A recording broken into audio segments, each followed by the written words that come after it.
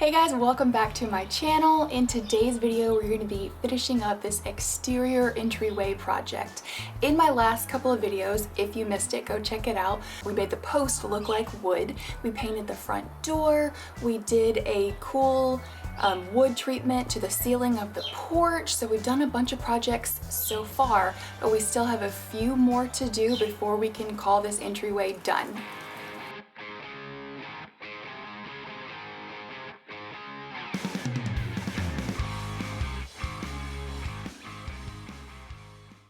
Okay, we've got the light fixture in and it looks really good, but I made a mistake on the ceiling of the porch I want to show you. So I let the ceiling dry over the weekend and you can see that the green of the pressure treated wood is coming through. And I used a paint and primer in one, but I'm gonna use a special stain blocking primer to try to get that out.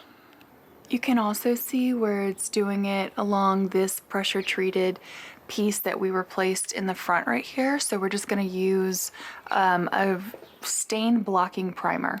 After lots of Googling, this is supposed to be the best one, this Zenzer Ultimate Stain Blocker, because it's got a shellac base and you can use it over oil-based or latex.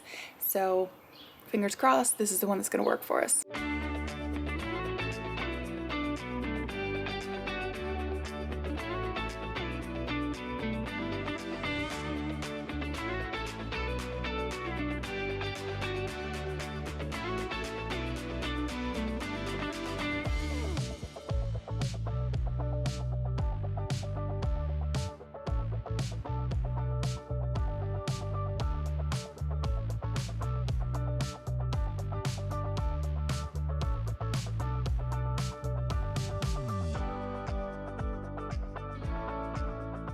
Alright, I got 2 coats on this. I'm gonna let this dry for a while, maybe a day or so, to see if any of that green comes back.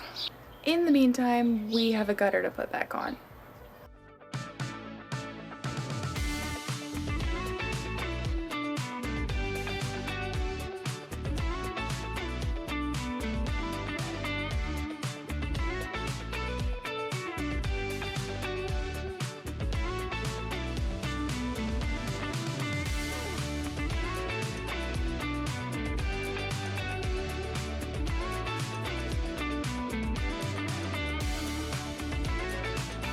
If you remember what the house looked like before, you'll remember that it had a gutter on the front and it was draining the wrong way, and so water was going down the wall and making the wall discolored. So I'm reinstalling this gutter, but I'm making sure that it slopes toward the flower bed right there, so it'll drain into that instead of draining down the wall. And after I install that, I'm just going to make sure that I prime it with the primer that we just used, and then I'm going to paint it to match the house.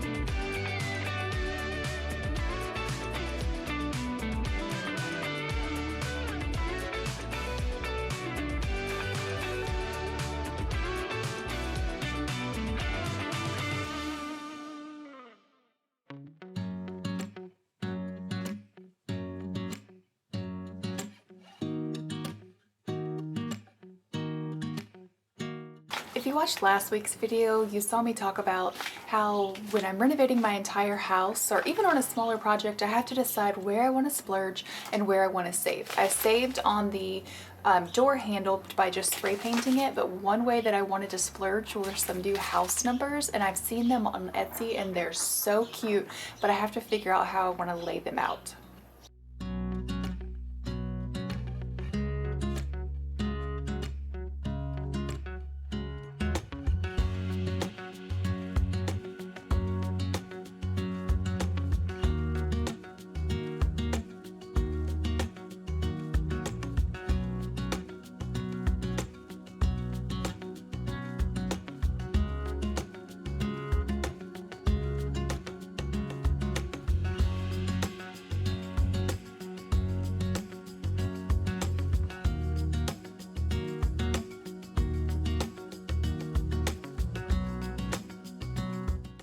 Okay, I think I like it vertical like this. It looks less cramped. I really like it. Yeah, this is what we're going with.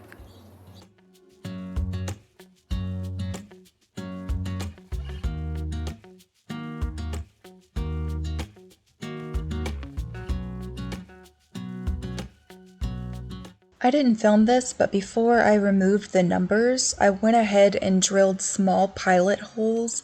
So when I went to screw them up, I would know the exact placement that I wanted. It's a way to get like precise placement when you're hanging things up, is to make sure that you drill pilot holes. I don't always do it, but when I want things in an exact spot, I make sure that I do.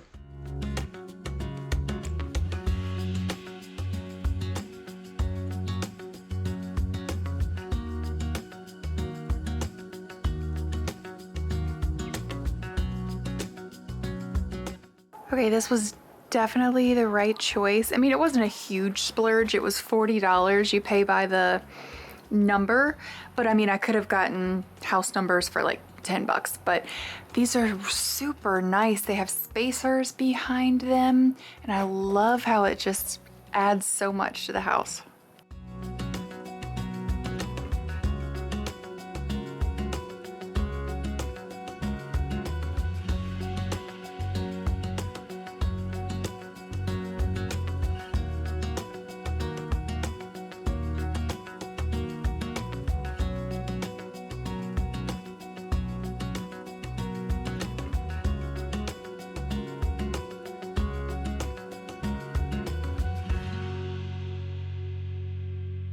Okay, I got a bunch of paint off of that concrete, but now I think I want to paint some more.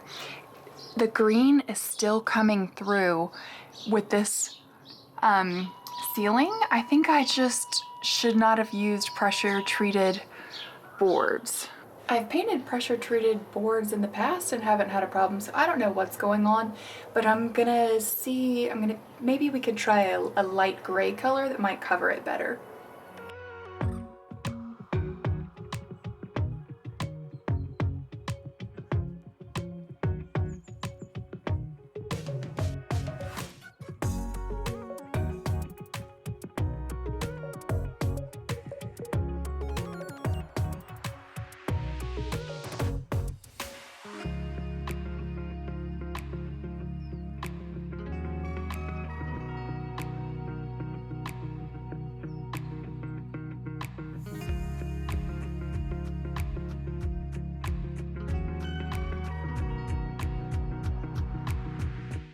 Okay, I also tried the color over there from the garage door to see if we like that or the gray. I'm gonna let those dry before I make up my mind. Okay, they're pretty much dry, and I think I like the darker color, which is surprising. I like the contrast and it matches the garage door, so that's one we're gonna go with.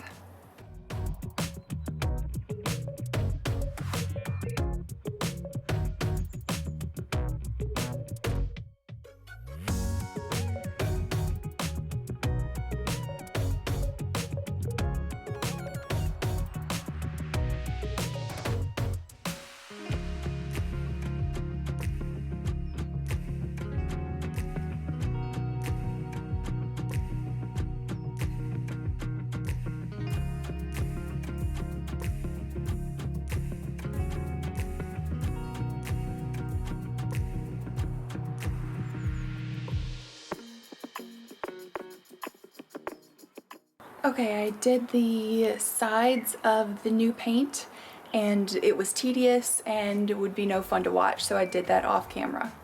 I'm not seeing any green. I mean, other than the green tint it has, but no bleed through, so I think that saga is over. I love this door color so much. It's Iron Ore by Sherwin-Williams, and it's such a soft black. It's not too stark. I've used it multiple times in my house, on the hutch, on actually the inside of this door, the doors in the dining room, so I've used it a lot. I grabbed this little sign when I was thrifting to go right here, but when I put it against this soft black color, it makes the iron ore look gray, and that's not what we're going for. So I think it'll look much better, work better if we spray paint it this gold color.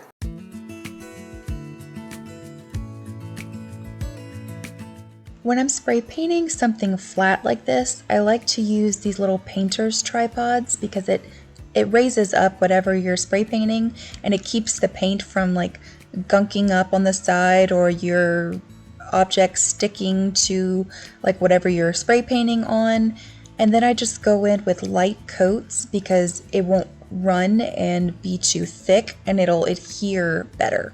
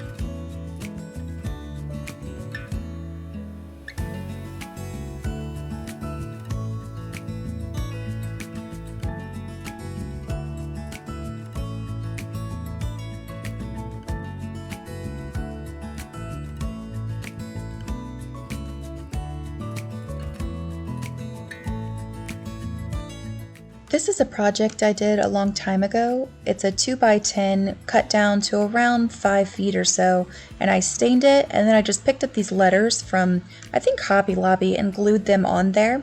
So I just wanted to give it a little refresh because the letters were tan and I wanted to paint them white closer to the color of the house. And so I'm just going to take something old and turn it into something new to work with my space.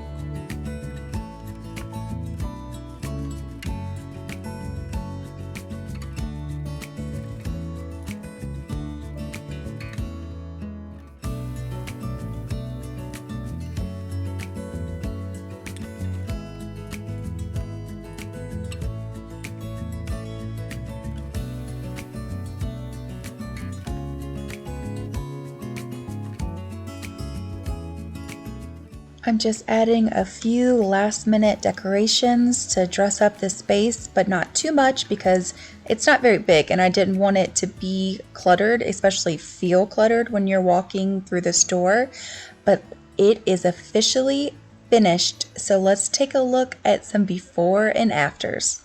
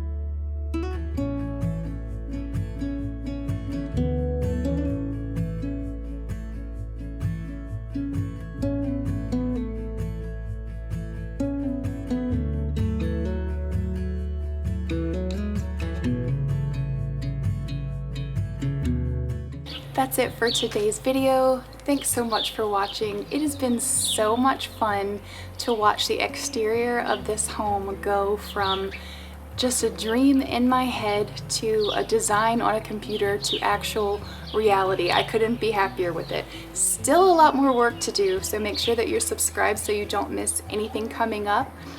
But let's just take a moment and appreciate what we've done so far. Thanks so much for watching. Bye!